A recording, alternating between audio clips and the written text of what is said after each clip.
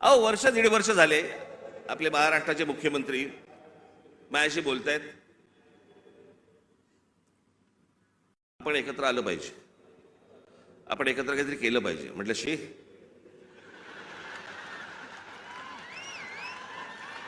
म्हटलं काय केलं पाहिजे?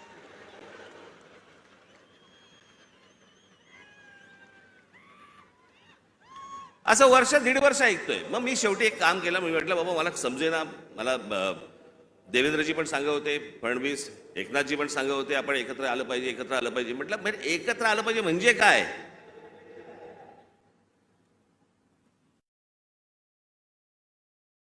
आणि मग त्याच्यात हे सगळे विषय निघाले. मग मी अमित शहांना फोन केला, म्हटलं मला जरा भेटायचं तुम्हाला, हे काय मला चाललंय मला समजत नाहीये, एकदा आपल्याशी बोलून मला काय नक्की ह्यांचं म्हणणं आहे ते मला एकदा कळलं पाहिजे.